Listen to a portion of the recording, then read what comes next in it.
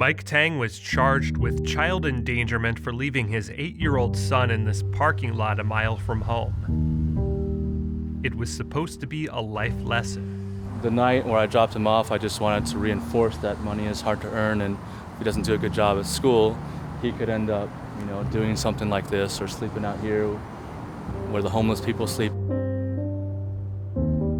He dropped him not far from the recycling area and walked away. Sometimes there's a guy there, and you see people on bikes. They look kind of ragged, could be homeless. Mike says his son Isaac had been slacking in school. The last straw was when Mike caught Isaac cutting corners on his homework by reading his little sister's book instead of his own. It's an 8-year-old kid who didn't read his book. Right. Why would you do that? Well, first of all, I've tried other things, right, and they didn't work. So that's my take on it, and I'm trying different things. If this doesn't work, I might try something else next time. About 10 to 15 minutes after dropping Isaac, Mike sent Isaac's grandfather to go pick him up. It was 8 o'clock and getting dark. Turns out Isaac had already been picked up. He was in police custody. A stranger had spotted Isaac and called the cops. He said, why was I walking home? And did I know where my home was? And did you? You know how to walk home from the park? Yeah, I know how to walk from my school to my house. The cops arrested Mike, and he spent the night in county jail. A jury later convicted him, and the judge sentenced him to attend parenting classes and to a 56-day work release program picking up trash. Mike is refusing to serve the sentence, and there's an outstanding warrant for his failure to comply. He scrawled a response on top of the warrant and mailed it back. Fuck you all.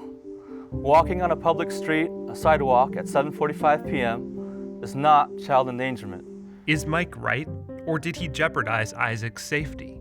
And was it appropriate for the police to intervene?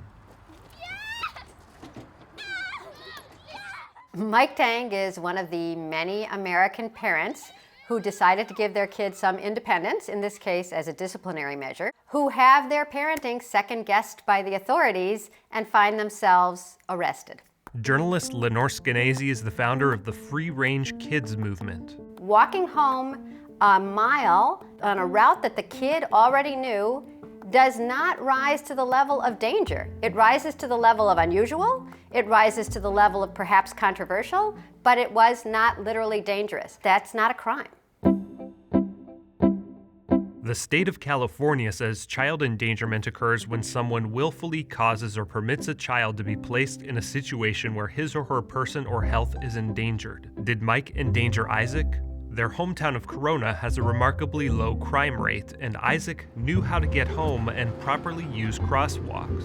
Police and county officials refused to comment for this story, but court transcripts from Mike's trial give us a sense of the arresting officer's thinking. Witness, in my opinion, if I was in your shoes, I wouldn't have left my child there. I have a 20-year-old daughter that I would not let her walk home. If a 20-year-old walking home in a safe town is not safe enough, what is? When we hate the parent for what they're doing, we think they're wrong, we automatically overinflate the danger that we see the kid in. There was a study done at the University of California at Irvine asking people how much danger a kid was in when the parent let the child wait alone in the car. It turns out that the safety of the children wasn't what mattered most to the people surveyed in the study. They were actually passing moral judgment on the parents. So if a mom lets a kid wait in the car because accidentally she was hit by a truck and she was out cold, that's okay. The kid isn't in so much danger. But if she was going to meet her lover and left the kid in the car, oh my God, we think the kid is in way more danger. We are making moral judgments every time we see a kid unsupervised. And the more we hate the parent for leaving the child unsupervised, the more in danger we think the kid is. Maybe this is not the way you would discipline your child, it's not the way I disciplined my kids, but he's trying his best. And to treat parenting like a spectator sport, and if you wouldn't have done it that way and I think that was wrong, nobody thinks that any other parent is raising their kids right.